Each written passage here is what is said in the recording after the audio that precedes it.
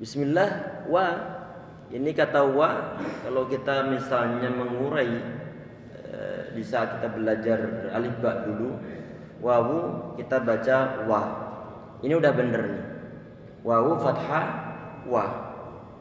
Tapi di saat pembacaan kadang-kadang suara wa ini berubah ke wa. Wa iz wa. Jelas ya bedanya antara wa sama wa. Yang benar adalah tadi itu yang pertama yang kita ijaz di saat kita belajar alif ba dulu, wa iz karena dia sifatnya adalah istifal sehingga enggak perlu untuk ditebalkan. Wa iz qala, wa iz kita perhatikan wa dia kita baca dengan tipis. Kemudian alif hamzahnya di situ tentunya dia dikasrohkan. Kalau dikasrohkan maka pengucapannya adalah dengan kita tarik bibir kita ke bawah. Bismillah. Tes. Agak geser. Ini? Iya. Bismillah. Karena kecil. Maaf. Bismillah. Bismillah. Jazakumullah khair.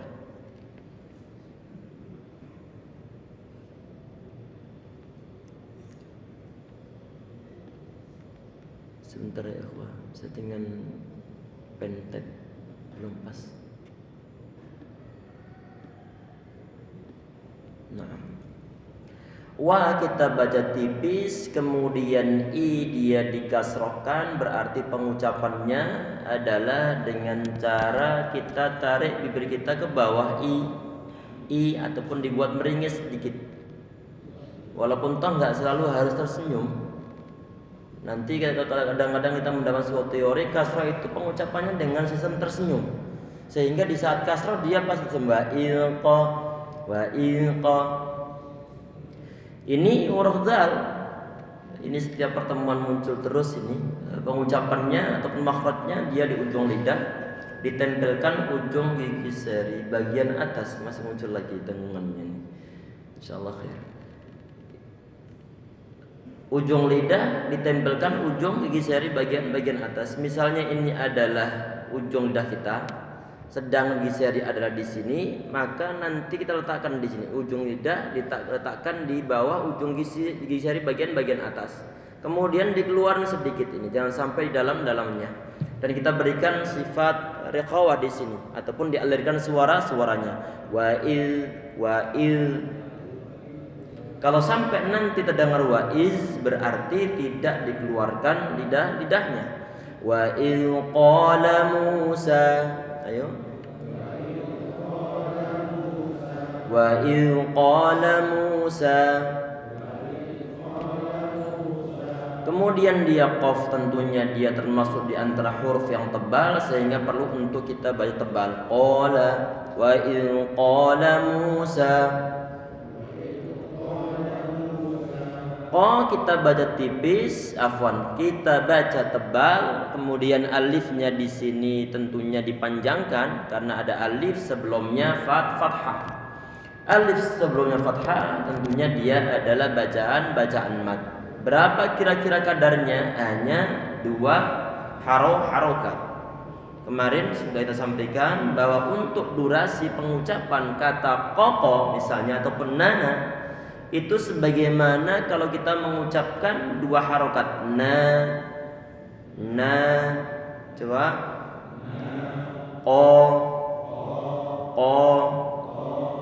durasi pengucapan yang tadi itu kita bilang 2 harokat itu adalah sebagaimana kalau kita itu mengucapkan kata yang diulang 2 kali sehingga dia punya 2 harokat sama dengan ayo. Qala. Lanya kita baca tipis karena dia termasuk huruf istifal. Istifal tadi yang kita sampaikan bahwa pengucapannya dia itu pangkal lidah dia turun ke bawah ataupun lidah dia berada di posisi bawah, tidak terangkat ke atas sehingga dia tipis dan tertib. Musa, ayo. Mim dia ditommahkan, pengucapannya dengan kita monyongkan bibir. Ayo. Mi, mu. Wawu sukun sebelumnya dhamma ini bacaan mat. Bacaan mat. Kalau mat tentunya tadi itu perlu untuk kita panjangkan. Musa. Nah, hanya dua harokat. Wawu sukun sebelumnya dhamma ataupun alif sebelumnya fathah ataupun ya sukun sebelumnya kasrah. Musa.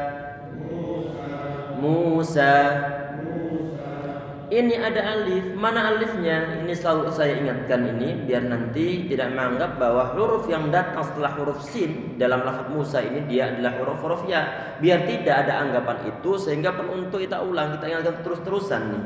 Kalau antum mendapatkan ada huruf yang modelnya ataupun casing luarnya bentuknya seperti huruf ya, cuma tidak ada titiknya dan sebelumnya berupa fathah, pasti dia adalah alif.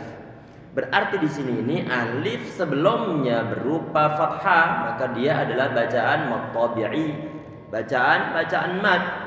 Musa wa in qala Musa.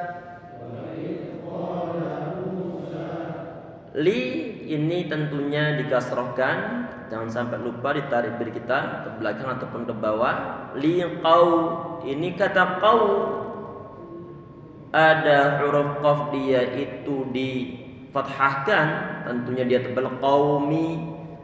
Wawunya dia disukunkan. Sehingga di sini ada wawu sukun sebelumnya fathah. Dia punya sifat lin, artinya mudah untuk diucapkan ini. Ataupun ada suara yang ringan untuk diucapkan. Sehingga kita mengucapkan qau. Berhubung di situ ada wawu sukun, walaupun sebelumnya ada fathah, maka nanti akan terdengar suara u. Pengucapan yang sempurna ada dengan kita mengunyungkan bibir kiri kita. Liqaumihi. Ayo. Liqaumihi. Mi dikasrohkan, ini tipis. Kemudian hi, ini yang kemarin sempat kita sebutkan bahwa dalam percakapan bahasa Arab, dalam syair-syair Arab sebelum Nabi Muhammad SAW, ini dipraktikkan oleh orang-orang yang berbahasa Arab. Di saat mereka itu mendapatkan dalam perkataan dalam kalam syair mereka, di saat mendapatkan ada hi ataupun hu, sebelumnya berupa suatu huruf yang berharokat dan setelahnya juga huruf berharokat. Nanti mereka pengucapannya akan menyambungkan bacaan mereka dengan cara menyambungkan huruf wawu kalau sebelumnya dhammah, menyambungkan dengan ya sukun kalau sebelumnya kasrah, sehingga mat semacam ini disebut sebagai mafsilah. Karena kenapa? Karena disambungkan dengan huruf ya ataupun wawu tadi itu. Kalau memenuhi syarat sebelumnya berupa huruf yang berharokat, sebagaimana huruf mim yang ada pada ataupun sebelum huruf ha ini, dia berharokat, setelahnya juga huruf berharokat, maka dia telah memenuhi syarat. Oleh karena itu pengucapannya perlu untuk disambungkan dengan huruf mat. Matnya disebut sebagai bacaan mafsilah. Oleh karena itu kalau antum perhatikan untuk ejaan Al-Quran Madinah itu ada penyambungan ini. Nah, lingkaran ini ada penyambungan. Ini dia adalah huruf ya. Sebagaimana misalnya ini innahu yang anak kasih lingkaran sebentar, ini innahu ini ada wawu kecil sehingga perlu untuk dipanjangkan. Kalau ataupun sebagian cetak Indonesia ini untuk yang hu nanti dibuat dhammah kebalik. Sedangkan yang untuk hi yang tadi itu kemungkinan dia dibuat ada tanda kode berdiri di bawah. Jelas insyaallah ya. Sehingga intinya kalau seandainya mungkin dari segi teori yang mungkin agak ribet, mungkin belum bisa menerima secara total, minimal nanti antum mengenal tentang adanya kode-kode ini. Kalau ada dhammah kebalik, dhammah salto, maka antum baca panjang nanti. Kalau nanti ada kasrah yang dibuat berdiri, maka juga perlu untuk dibaca panjang. Alhamdulillah kita dimudahkan dengan adanya pengkodaan yang dituliskan oleh para ulama. Liqaumihi ya qaum.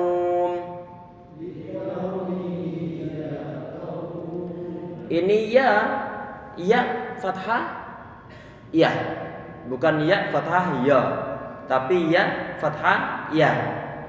Ini yang benar nanti. Jadi di saat kita belajar alif ba dulu ya fathah ya, bukan ya fathah ya. Ini ya kaum, tentunya dia tipis karena ya huruf ya dia termasuk huruf istifal. Istifal tadi itu apa? Adalah lidah dia turun ke bawah, sehingga dia nggak akan tebal. Ketebalan itu terjadi di saat pangkal lidah ataupun mungkin pertengahan lidah dia terangkat ke atas. Sebagaimana kita kalau mengucap huruf qaf, kha, ta, sa, ba, ta, dha, ini adalah huruf-huruf yang tebal. Selain huruf-huruf tersebut semua tipis nanti. Ya qaum. Coba. Ya qaum. Ini qaw tadi itu dia ada sifat lin. Dia mudah untuk diucapkan. Apakah di sini ada bacaan matnya? Tergantung nanti. Kalau misalnya kita berhenti pada huruf mim, maka ada bacaan mat lin. Sehingga kita boleh untuk membaca 2 harokat, 4 harokat, ataupun 5 harokat. Karena kenapa? Karena kita berhenti di sini. Syaratnya telah terpenuhi. Syarat dari matlin itu apa? Kalau ada suatu huruf wawu ataupun ya yang disukunkan sebelumnya berupa fathah. Ini syarat yang pertama. Kemudian kita berhenti ataupun mensukunkan huruf yang datang setelahnya. Kalau 2 syarat tersebut terpenuhi, maka nanti baru matlin itu ada. Kalau tidak terpenuhi dan hanya ada salah satunya saja, maka matlin nggak ada. Mungkin sifat linnya ada, tapi matlin nggak ada. Bagaimana contohnya? Kata liqaumihi tadi itu. Kata liqaumihi. Kita di sini kata liqaumihi yang jatuh di sebelumnya tadi ini. Sebentar, hapuskan dulu. Ini kata liqaumihi ini. Ini kita nggak mungkin mensukunkan huruf mim. Kita nggak mungkin mensukunkan huruf mim. Karena kenapa? Karena mim ini dia bukan huruf yang terakhir. Huruf terakhirnya adalah huruf ha. Sehingga mau nggak mau yang kita berhenti di sini adalah pada huruf ha-nya, bukan huruf mimnya. Oleh karena itu di qaumi nggak mungkin nanti muncul sifat lin. Nggak mungkin muncul mat lin, tapi sifat lin dia ada. Jelas insyaallah ya. Ya qaum. Ya qaumi innakum. Hamzah dikasrohkan, tadi telah kita bahas. Kemudian huruf nun dia bertasydid, dan jangan sampai lupa huruf ataupun sifat gunnah apapun adanya huruf nun tersebut ataupun mim tersebut, bagaimanapun keadaannya, sifat gunnah ataupun dengungan tidak mungkin ditinggalkan dari huruf nun ini. Sehingga harus selalu ada dengungan di saat mengucapkan mim ataupun suara huruf nun. Dalam bahasa Indonesia pun sama. Ada dengungan, ada getaran di hidung kita. Di saat mengucapkan nun ataupun n ataupun m, getaran di hidung kita ini ada. Baik dalam bahasa Indonesia ataupun bahasa Arab. Masjid. Coba antum sentuh hidung antum dan mengucapkan kata masjid. Apakah ada getaran? Getaran tersebut itu muncul dari mana? Muncul dari mim atau muncul dari huruf m-nya. Ini gunnah nggak mungkin bisa ditiadakan. Malam. Ada getaran di hidung kita. Inilah gunnah ataupun dengungan yang tidak mungkin dihilangkan dari huruf nun ataupun mim. Apapun dia keadaannya. Cuman nanti yang membedakan adalah getaran di sini lama ataukah tidak. Yang membedakan adalah lama ataukah tidak. Tentunya dalam bahasa Arab atau dalam tajwid, para ulama tajwid mereka itu mengklasifikasikan, membuat suatu level-level dalam pengucapan suara gunnah yang ada pada huruf-huruf nun. Nanti untuk level yang pertama dimiliki oleh huruf nun yang bertasydid ataupun mim yang bertasydid ataupun yang terdapat dalam bacaan idgham bi gunnah. Sehingga nanti perlu dipastikan di saat nun bertasydid, maka hidung ini selalu dalam keadaan gunnah, dan gunnahnya penahannya paling lama. Innakum. Di saat antum mengatakan innakum, coba pegang sampai hidung. Innakum. Getaran yang ada pada pengucapan innakum, apakah sama dengan di saat kita mengucapkan nanti? Coba, ataupun akan lama di saat ditahan di sana lama. Karena kenapa? Karena antara satu n sama dua n itu beda. Jelas insyaallah ya. Jadi innakum di sini nih, kalau satu n saja, satu nun saja nanti ada suara gunnah. Apalagi kalau misalnya sampai ada dua n ataupun nun yang digandakan dengan wujudnya ada tasydid di sini.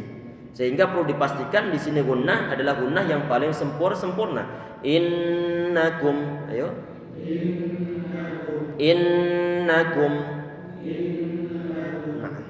Innakum zalamtum.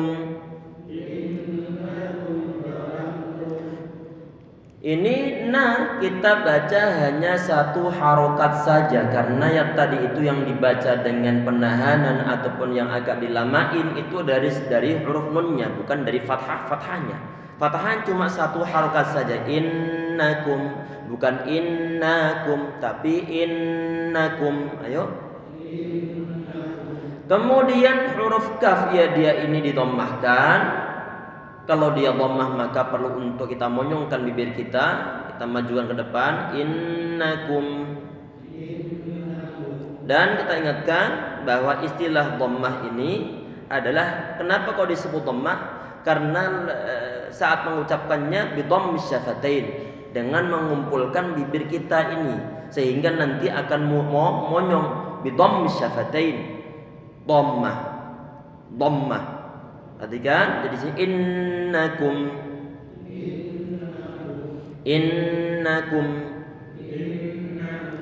Itu tadi dari segi penamaan suara dhammah sehingga disebut sebagai dhammah karena pengucapannya dengan bidhammis syafatain. Di saat kita belajar nahwu ada istilah rafa. Dhammah miliknya rafa. Kenapa lirtifai syafatain dan nuqtibihi? Jadi di saat kita mengucapkan dhammah ini, bibir kita monyong ke depan ataupun terangkat ke depan ini. Innakum. Huruf mim dia disukunkan, dia ini tentunya di saat sukun bibir sudah harus dalam kondisi datar lagi ataupun normal kembali. Tidak boleh untuk dimonyongkan. Innakum enggak boleh, tetapi adalah ku dimonyongkan, mimnya sudah dalam kondisi datar kembali. Innakum zalamtum.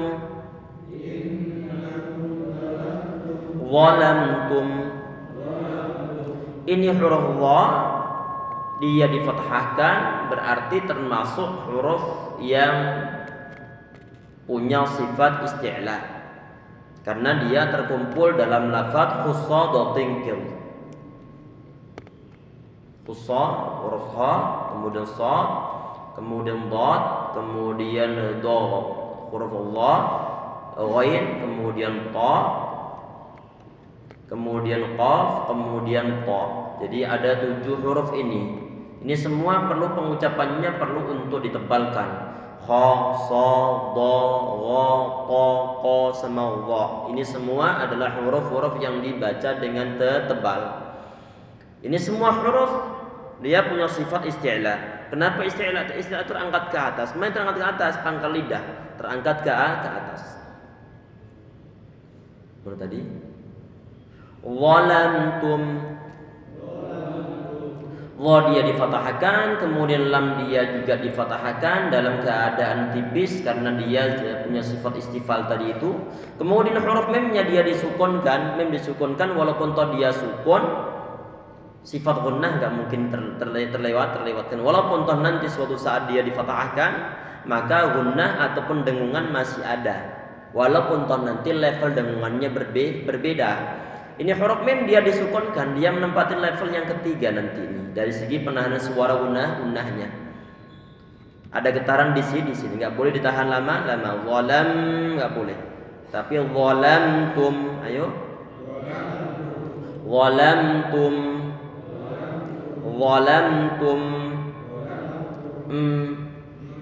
Ini suara gunnah pada huruf mim yang dalam keadaan sukun. Walamtum. Ini di samping kita memberikan sifat gunnah pada huruf mim yang menempati level yang ketiga, kita perlu ingat bahwa huruf mim itu dia punya sifat bainiyah ataupun tawassut. Bainiyah bagaimana maksudnya? Pertengahan antara syiddah sama rikhawah. Coba perhatikan. Kita hapus dulu ini. Atau kita buat baru sebentar. Mati.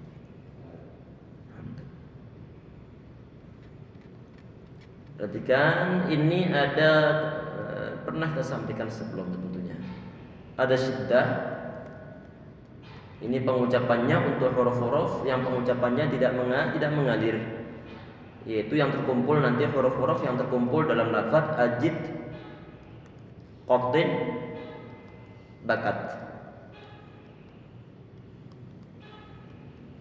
Ini huruf-huruf pengucapannya nggak boleh untuk dibuat mengalir.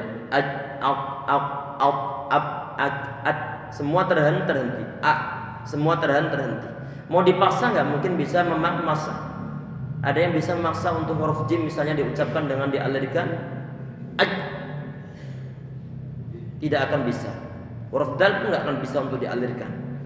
Huruf-huruf semacam ini dia disebut sebagai huruf syiddah. Artinya suara dia terhenti. Beda dengan rikhawah nanti. Beda dengan rikhawah ataupun rikhwah ataupun rihu. Rikhawah. Nanti pengucapannya nanti mengalir. Pertengahannya ini disebut sebagai bainiyah.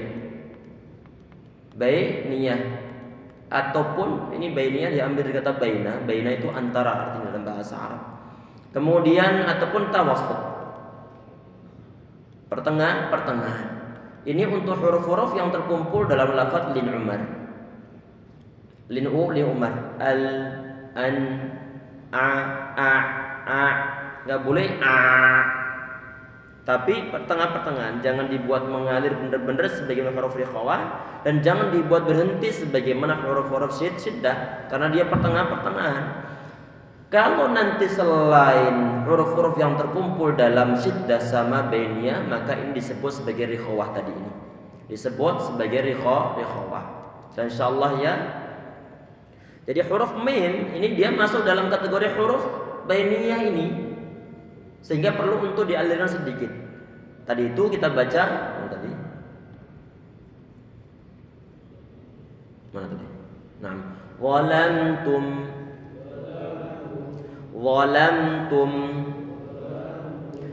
Ini kalau sifat bainiyah tidak diberikan, maka nanti qalqalah akan muncul.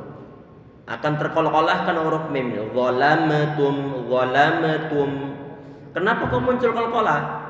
Karena tidak dia tarik sedikit, cukup dia tarik sedikit untuk di satu sisi dia perlu untuk memberikan sifat bainiyah, di sisi yang lainnya perlu untuk ngasih gunnah pada huruf mim atau pendengungan pada huruf mim ini. Walamtum. Dan juga nggak boleh untuk dibaca lama ataupun penahan suara gunnah yang lama. Walamtum. Ini huruf tak dia bertoma, maka kita menyungkan bibir kita. Kemudian mim dia sudah dalam kondisi datar kembali. Walamtum. Ini mim sukun bertemu dengan hamzah. Ini keadaannya sama persis dengan mim sukun yang ada pada kata walamtum. Kenapa sama persis? Karena sama-sama izharnya. Sama-sama izharnya.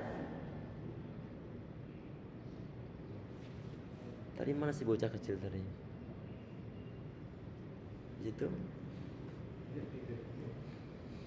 Ya.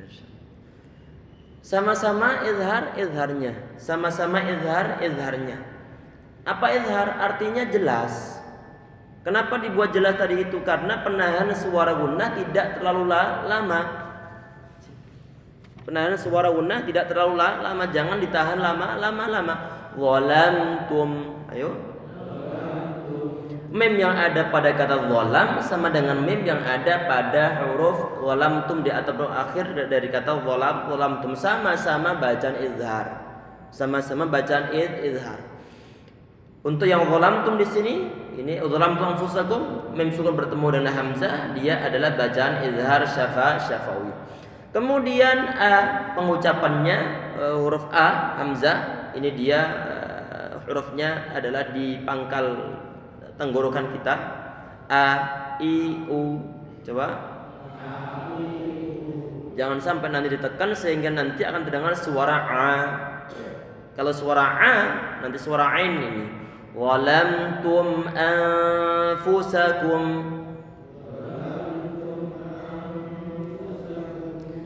Ini huruf nun. Kalau kita perhatikan, di situ ada tanda apa? Ada tanda apa di situ huruf nun? Huruf nun ini yang kata anfusakum. Ada tanda apa? Ada tanda sesuatu? Enggak ada. Berarti itu nunnya dalam kondisi sukun. Berarti nun sukun bertemu dengan huruf fa. Huruf fa dia adalah termasuk di antara huruf ikhfa. Pengucapannya bagaimana? Teori secara umumnya, jangan sampai lupa ini untuk pengucapan huruf, untuk bacaan ikhfa, kita berikan sifat gunnah pada huruf nun, kita tahan di sana. Lidah kita jangan ditempel ke tempat keluarnya huruf nun. Kemudian setelah saat sambil menahan suara dengungan ataupun gunnah, kita sudah berusaha untuk mendekati tempat keluarnya huruf yang datang setelah huruf nun. Berarti huruf yang datang setelah huruf nun ini apa? Adalah huruf fa. Posisi bibir kita ataupun mulut kita di saat mau mengucap huruf fa, ancang-ancangnya itu begini. Karena kenapa? Lidah kita, gigi kita ini ditempel ke tempat dalam bagian bibir bawah. Gini posisinya. Sehingga di saat nanti menahan suara gunnah pada bacaan nun sukun yang bertemu dengan fa, posisi bibir kita sudah dalam kondisi begitu, tapi jangan ditempel terlebih dahulu. Kapan nempelnya? Nempelnya adalah saat antum selesai memberikan sifat gunnah pada huruf nun ini. Afu. Ayo. Anfusakum. Ini adalah pengucapan kata anfusakum. Dia tadi bacaan ikhfa. Kemudian sin dia difathahkan dan dia tentunya adalah tipis. Karena sin bukan termasuk huruf yang khusus atau tingkil tadi itu, yang ini bukan huruf-huruf ini khusus atau tingkil. Maka huruf sin dia termasuk huruf tipis. Anfusakum. Kaf dia didomahkan, tadi sudah berulang kali. Anfusakum yang atasnya afwan. Ini pas atas bawah sama ini. Tayyib. Ini anfusakum. Ini mem disukun, afwan, mem didomahkan. Pengucapannya dengan kita monyong-monyongkan. Kemudian mem dia disukunkan, berarti sudah dalam kondisi datar. Anfusakum bittikhadzik sebentar. Anfusakum bittikhadzikum.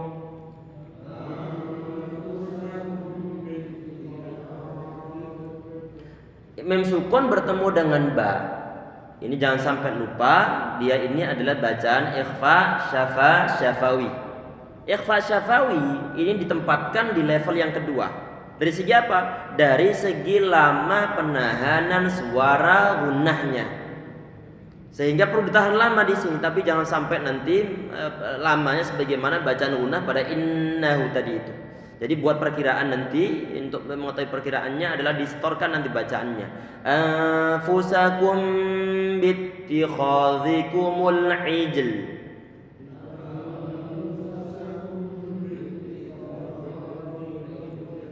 Nah, ini anfusakum mim sukun bertemu dengan ba.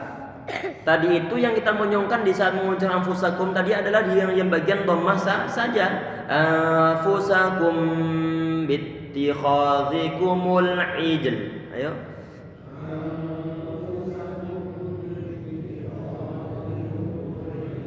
Di saat mengucapkan kum, bibir termonyongkan, kemudian mim, kemudian disertai dengan gunnah, bibir sudah dalam kondisi datar.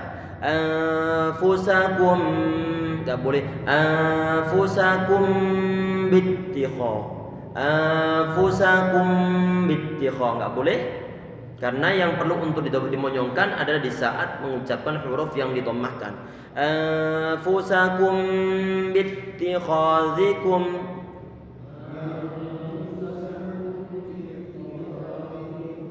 bi dia dikasrohkan, kemudian tak dia dikasrohkan juga, semua tipis ini bitti. Kemudian huruf kha dia itu kita tebalkan karena huruf kha termasuk huruf yang khusus atau tingkir tadi itu yang dituliskan di atas ini nih. Huruf kha, ada huruf kha-nya. Kha, coba khakhihu. Kha, kha. Dan jangan sampai lupa, nggak boleh kita sampai dengan monyongkan bibir. Kha, kha, kha. Karena kenapa? Karena huruf kha tidak ada sangkut pautnya dengan memonyongkan bibir, kecuali dia dalam kondisi dhammah. Dan dhammahnya, pemonyongannya adalah karena dhammah, bukan karena huruf kha-nya. Bukan karena huruf kha-nya. Karena tempat makhrajnya ataupun tempat keluarnya huruf kha itu di bagian tenggorokan, bukan di bagian bibir kita. Sehingga di saat kha dalam kondisi fathah, jangan sampai nanti ada bibir yang mengambil peran di sana. Enggak boleh kha, kha, kha, tapi kha, kha. Khakhihu bittikhazikum. Ini huruf kha dia tebal, kemudian zal itu jangan sampai lupa pengucapannya, ujung lidah ditempelkan ujung giseri bagian atas. Zi, zu, za. Bittikhazikum, bittikhazikumul ijl. Ku dia didomahkan, kita monyongkan bibir kita, kemudian mim juga sama kita monyongkan juga, kemudian huruf lam ini dia sifatnya beniyah, jadi jangan sampai lupa karena huruf lam dia termasuk di antara huruf yang terkumpul dalam lafaz lima umar tadi itu adalah huruf lam, nun, ain sama mim, sehingga perlu untuk ditarik sedikit. Bittikhazikumul ijl. Kalau nggak diberikan bainiyah, maka nanti akan muncul qalqalah. Ini bittikhazikumul, salah bacaannya. Bittikhazikumul ijla fatubu. Huruf jim disukunkan, tentunya dia punya sifat qalqalah karena huruf jim termasuk di antara huruf yang terkumpul dalam lafaz qatbujadin. Qaf, qa, qatbu, qaf, ta, ba, jim sama dal. Qatbujadin. Jadi huruf-huruf ini yang berjumlah 5 ini dia adalah huruf-huruf qalqalah. Apakah semua keadaan? Tidak semua keadaan. Keadaannya hanya satu di saat dia dalam kondisi sukun, baru kemudian muncul sifat qalqalah. Kalau enggak sukun maka qalqalahnya enggak ada. Ini kata ittikhazikumul ijla, maka dia adalah punya sifat qalqalah. Kita perhatikan tadi itu. Ini huruf jim, kalau kita membahas masalah sifat syiddah jamak bainiyah sama rikhawah. Kira-kira huruf jim ini masuk dia di antara huruf yang punya sifat apa di sini? Syiddah. Berarti suara jangan dibuat mengalir. It berhenti. It. Coba huruf jim antum sukunkan tanpa diberi yang qalqalah dulu. It. Nah, kalau antum maksa-maksain diri untuk mengalirkan suara ataupun memberikan angin ke sana, karena huruf jim dia bukan termasuk huruf hamz. Nggak boleh untuk dialirkan anginnya, nggak boleh iz. Nanti yang keluar huruf lain iz. Karena huruf begini, huruf hamz begini. Hams nih. Hamas ini fahathahu syakhsun saqat. Fahathahu.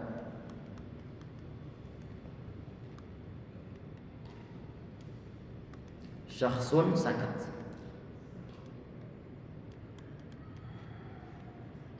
Ini huruf-huruf yang pengucapannya nanti akan ada angin yang keluar. Af, ah,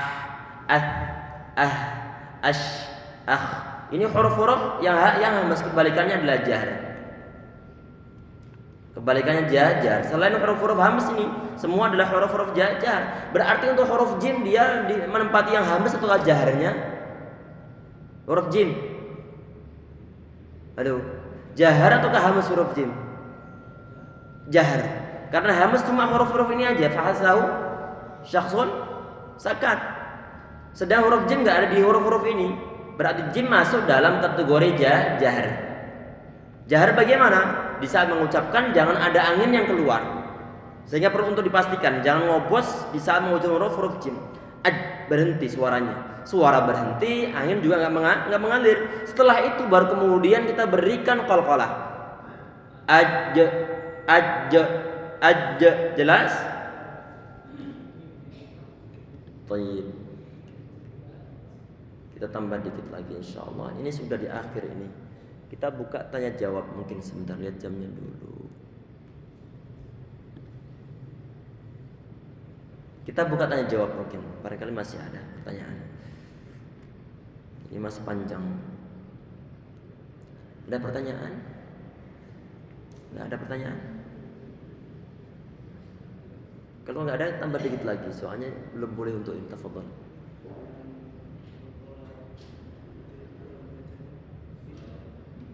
Kalau apa? Naam. Di saat berhenti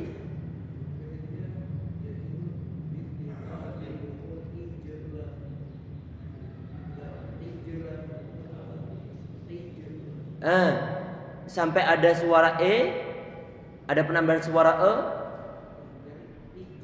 ije. Lanya atau lam jemnya? Iya. Perhatikan nanti di saat ini tentunya ada perbedaan pendapat dari para ulama. Ini nanti untuk mengkolkolahkannya. Apakah nanti akan ada suara penambahan suara a atau suara e? Aslinya nggak ada penambahan apa-apa. Nggak ada penambahan apa-apa. Sehingga kalau nggak ada penambahan apa-apa, jangan sampai nanti terdengar ije ataupun ija. Jelas? Cukup nanti kan ada angin yang mau keluar kemudian terbuntu dengan lidah kita. Kan lidah kita nempel ke atas untuk mengeluarkan suara huruf jim. Jelas insyaallah. Setelah dibuka langsung dibuka saja. Ije. Jelas ya? Jadi nanti berusaha untuk tidak memberikan suara setelahnya. Ije. Jelas insyaallah ya, cukup dibuka nanti akan ada suara yang keluar tanpa kita berusaha untuk menambahkan suara setelahnya. Jelas insyaallah, Allahu a'lam. Bukan, kita baca yang ije, yang lamnya belum tadi kita baca. Berhenti pada lamnya? Iya. Kalau huruf lam kita perhatikan huruf lam kalau dia dalam kondisi sukun maka jangan sampai lupa untuk diberikan bainiyah. Walaupun toh sebelumnya ada huruf yang disukunkan. Ini huruf lam bisa kita berhenti. Tentunya dia sukun. Sifat bainiyah jangan sampai lupa. Walaupun toh sebelumnya ada huruf yang disukunkan. Ijl. Coba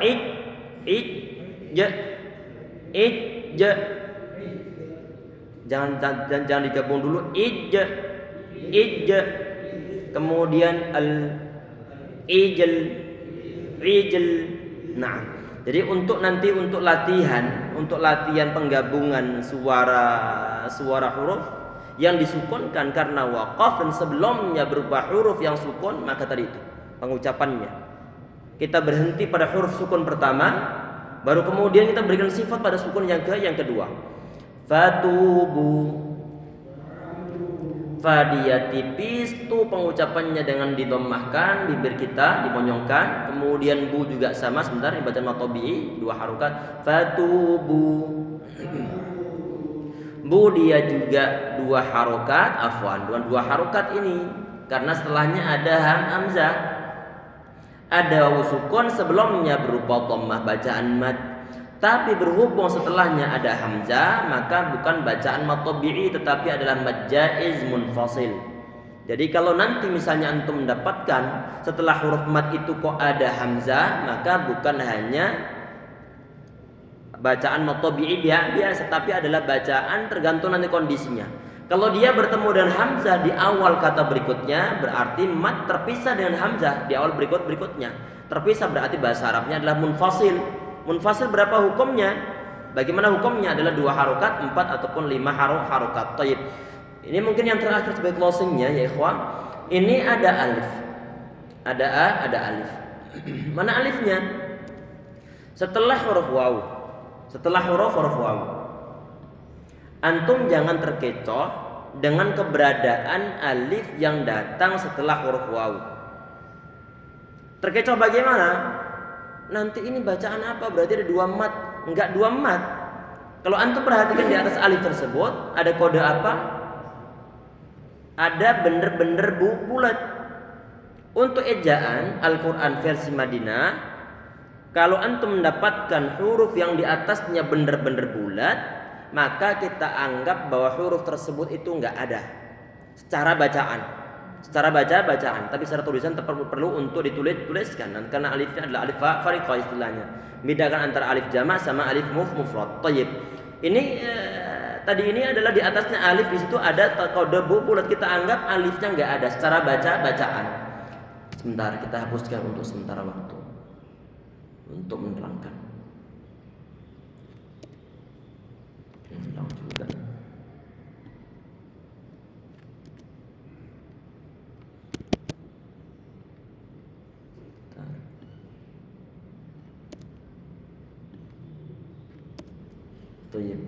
Berarti di sini wawu sukun sebelumnya dhammah. Berarti bacaan mat. Mat tersebut bertemu dengan hamzah, enggak ada pemisah lain lagi. Enggak ada pemisah lain lagi. Sehingga di sini tadi ini adalah bacaan mad jaiz munfasil. Dan insyaallah ya ikhwan, mungkin sampai di situ, mungkin barangkali muncul pertanyaan setelah kita tambah materi. Enggak ada pertanyaan? Besok insyaallah kita lanjutkan ke ila bari'ikum insyaallah. Ya, tafadhal. Nah. Alif tanpa ada? Langsung alif? Iya, teratas. Ada hamzah setelahnya. Thayyib, perhatikan. Yang sering kita ingatkan, mungkin kita pernah ingatkan di sini juga, ataupun mungkin yang tahun sebelumnya, di saat kita baca Al-Quran, kalau misalnya Al-Quran ini beda dengan Al-Quran yang selama ini kita pakai dari segi ejaan, maka perlu kita perhatikan dulu aturan-aturan ataupun keterangan yang ada di halaman depan ataupun halaman belakang. Idealnya Al-Quran, cetakan Al-Quran itu ada keterangan semacam itu, sehingga nanti pengkodean yang dipakai itu akan diketahui oleh pembaca. Untuk Al-Quran yang antum pakai yang cetakan Indonesia ini, kalau huruf di atasnya nggak ada apa-apa, dianggap hurufnya nggak ada. Dianggap hurufnya nggak ada. Jelas insyaallah ya. Kalau antum perhatiin dikata ulaika nanti, dikata ulaika di awal-awal Al-Quran itu, ulaika humul muflihun, itu di atas wawunya dianggap nggak ada. Tapi justru yang Al-Quran di sini ini coba bandingkan. Antum buka Al-Quran Al-Fatihah surat Al-Baqarah ayat 5. Nah, wa ulaika itu. Wa ulaika antum bandingkan ejaan yang ada pada huruf wawu. Wa'u. Di antum jelasnya nggak ada kode apa-apa, iya nggak? Yang di antum, di cetakan Indonesia, nggak ada kode apa-apa. Untuk cetakan tersebut, kalau nggak ada kode apa-apa, dianggap nggak ada hurufnya secara bacaan. Jelas? Yang justru di sini Ada kodenya. Yang dianggap nggak ada hurufnya adalah yang ada kode tanda bulat untuk ejaan ini. Jelas? Sehingga kalau memang Al-Quran yang antum pakai beda dengan yang antum pakai selama ini, maka perlu untuk nyari aturan bacanya ataupun kode penggunaan kodenya. Kadang-kadang nggak ada. Mungkin di sini ada atau nggak ada, Allah alam. Di bagian pendahuluan ataupun bagian penutupnya. Ada keterangannya?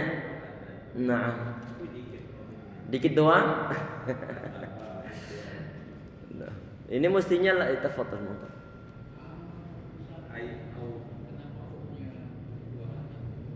Yang mana? Yang di mana? Yang kumnya atau? Iya, coba perhatikan, kita kembali ke tadi pembahasan. Tadi halaman berapa tadi? Nah, perhatikan anfusakum ya. Kita jangan sampai nanti salah. Anfusakum, yang dipanjangkan bukan dhammahnya, karena di sana nggak ada bacaan mat. Tetapi yang ditahan tadi ataupun yang dilamakan itu adalah dari segi suara dengungannya. Jelas? Iya. Bukan, kita nggak boleh baca begini. Anfusakum, anfusakum. Kalau ku berarti kalau ku ini yang kita panjangkan adalah dhammahnya. Tapi di saat kita mengkemkan mulut kita, anfusakum, berarti yang panjang apa ini? Coba ya perhatikan ya. Kalau kita mengatakan anfusaku, ini yang panjang apa? Harokatnya ku, dhammah ku. Pengucapannya ku kita monyongkan. Di saat bukan dhammah maka dalam keadaan datar. Di saat kita mengucapkan begini, kum, yang panjang ini apa? Dhammahnya ataukah emnya? Emnya. Jelas insyaallah ya. Berarti jangan sampai nanti, kadang-kadang termasuk di antara sering kejadian di saat dia itu mengatakan atau tu yang ditahan, yang dipanjangkan mestinya adalah gunnahnya, bukan suara kunya. Jelas ya? Kalau kita begini, atau ini salah dari dua segi. Yang pertama dari segi monyongkan bibir, yang kedua dari segi memanjangkan suara dhammahnya. Padahal yang dipanjangkan tadi adalah apanya? Adalah mimnya, dari segi penahanan suara dengungan. Jelas? Allah ya. Sudah insyaallah ya. Kita cukup sekian insyaallah. Masih ada 2 pertemuan lagi untuk besok dan juga untuk lusa dalam pekan ini insyaallah. Semoga bermanfaat yang kita bahas dalam pertemuan kita hari ini.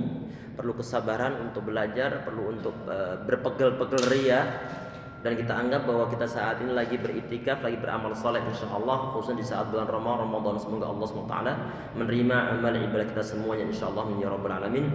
Subhanakallah bihamdika asyhadu an la ilaha illa anta astaghfiruka wa atubu ilaik. Assalamualaikum warahmatullahi wabarakatuh.